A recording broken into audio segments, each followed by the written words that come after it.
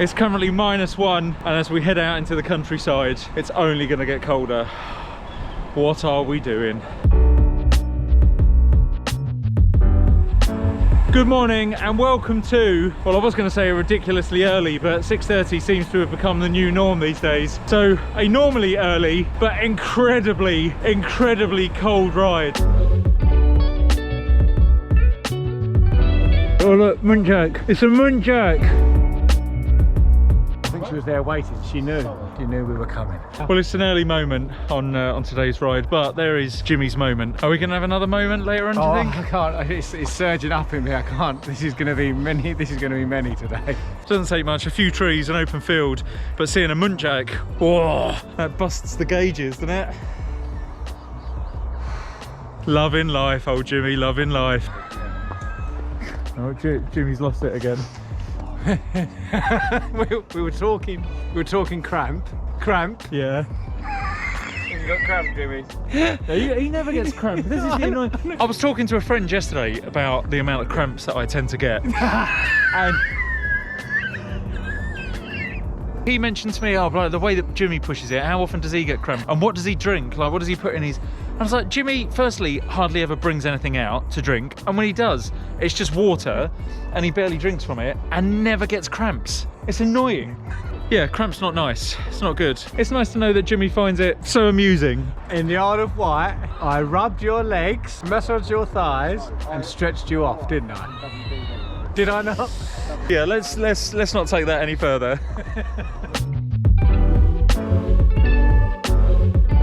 Hair, beautiful hair, rabbit. God dear, this is over. What we need, we have a red kite now. Jimmy's about to have a trouser accident. It's a big fight.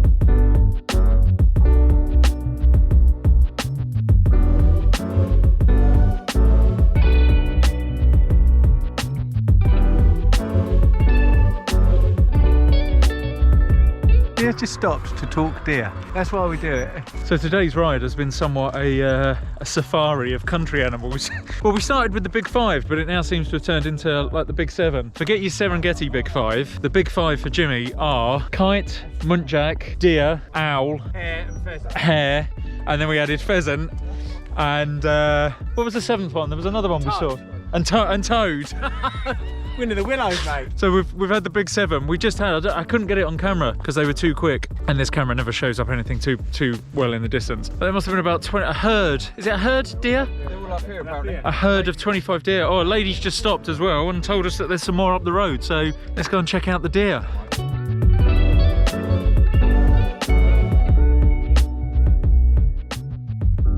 Well, we've just got to the top of that hill hoping to see some deer, but unfortunately it wasn't to be. A lady stopped at the bottom of the hill in her car to tell Tom and Chris that there was a huge herd of deer at the top, but they've clearly since moved on. However, having now just got to the top of this hill, I've just remembered this is one of my favourite descents coming up down into Littlebury, and the glasses are going to have to go on for this one because seeing as it is currently -1.5 degrees, this is going to be an eye drencher. Let's do it.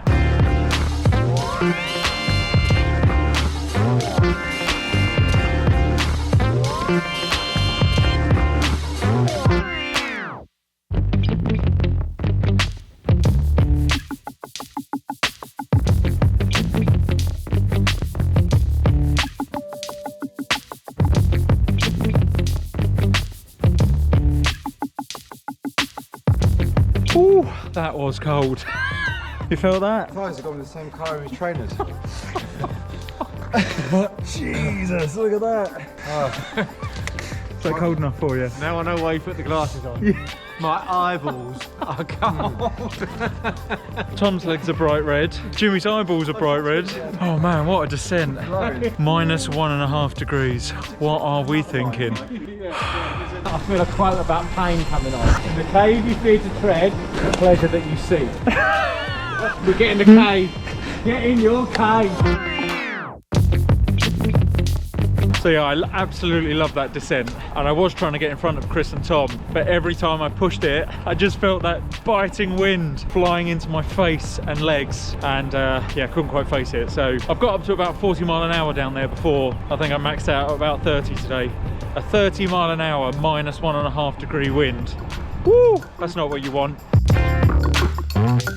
How you feeling? Numbness in the toes, but the heart and the soul is up there. You can't numb that. And look at the pheasant. The cry of the pheasant, the beautiful cry of the pheasant up there with the willow warbler and the chaffinch. A pheasant sang, what was it, a nightingale sang in Berkeley Square? Yeah, a pheasant sang in from Walden.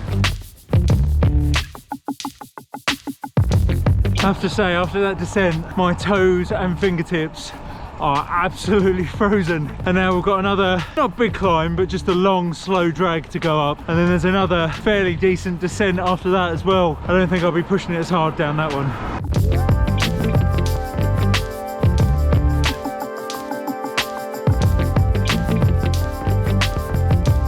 Your thighs have gone even redder. Check those legs out.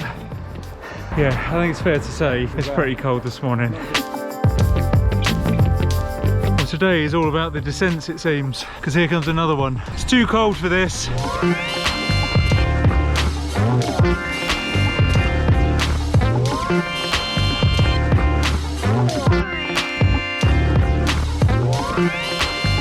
having another moment. Look at the rough, look at the colour, and you're enclosed in this shroud, shield of trees. Beautiful.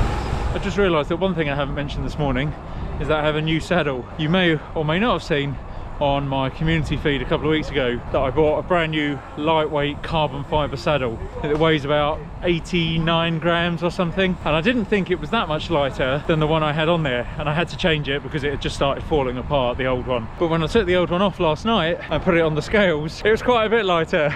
The old one weighs something like 170 odd grams, and this new one, as I say, is 89 grams, so quite a bit lighter. Now, as I've said before, I'm not a weight weenie, but in saying that, what I'm about to say is going to completely contradict any of that, because it's always nice if you can shave a little bit of extra weight off where it's not needed. Now, this saddle is ever so slightly wider and a little bit shorter than the old one, and I didn't know how well I'd get on with it, and I thought maybe it would rub the inside of my thighs as I was pedaling. And when I first got on it this morning, I have to say it wasn't looking good, but having now ridden it for the last couple of hours, it's not feeling too bad. It's nice and thin, it's got absolutely no padding on it whatsoever, but then that's what bib shorts are for. But despite that, it actually feels quite comfortable. So yeah, let's see what the long-term review is, but for now it's actually not bad at all. Oh, and of course, because I'm sure you'll be wondering, yeah, I got it from AliExpress and it cost 13 quid, I think. So even if I don't get on with it, it's not like I've lost a huge amount of money.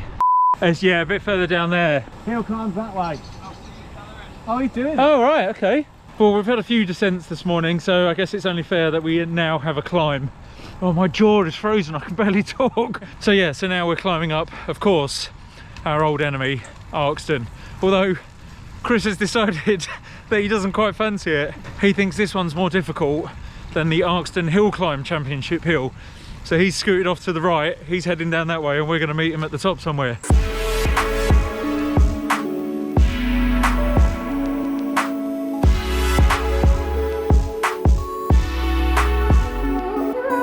Well, when you see that 40 mile an hour sign, you know you've made it to the top. Oh boy, despite the cold, I'm feeling very warm now. So we're just discussing which of the hills we think is longer, this one, or Long Lane I think is actually the name of it, isn't it? Which is the Arkston Hill Climb Championship hill. But yeah, I'm going to say this one's easier than the one that Chris has just decided to go up. We better go and meet him actually, try and find him. Right, let's go and find Chris, see how we got on.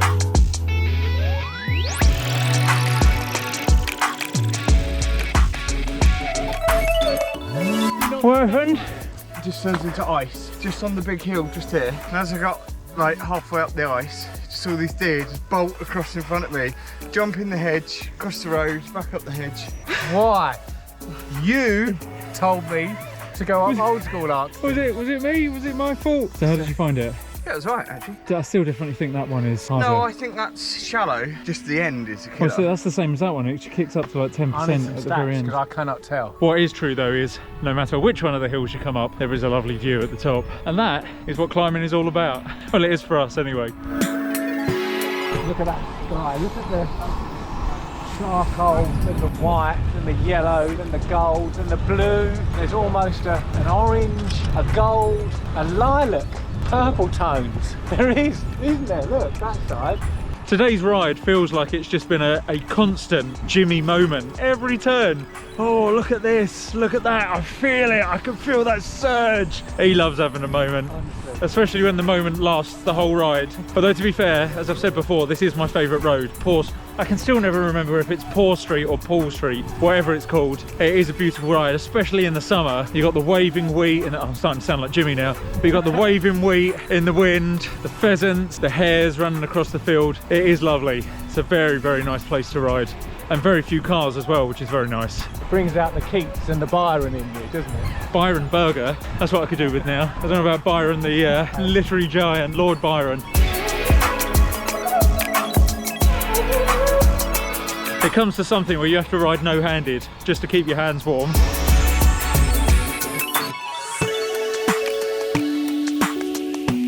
We just saw some baby pheasant and Jimmy's having another moment. Oh, how can you not?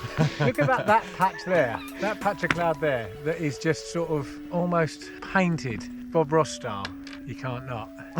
You can't not, you can't. Chris looks like he's about to die, and when he catches his breath, It's going to hit him eventually. It's like a burner. I'll give you the ability to breathe, maybe slightly more important than that. right, come on, let's get this 30 done. Oh, we do like to take the piss out of Jimmy for his moments, but in fairness, despite the cold, it is bloody beautiful this morning. I just wish it was a bit bloody warmer.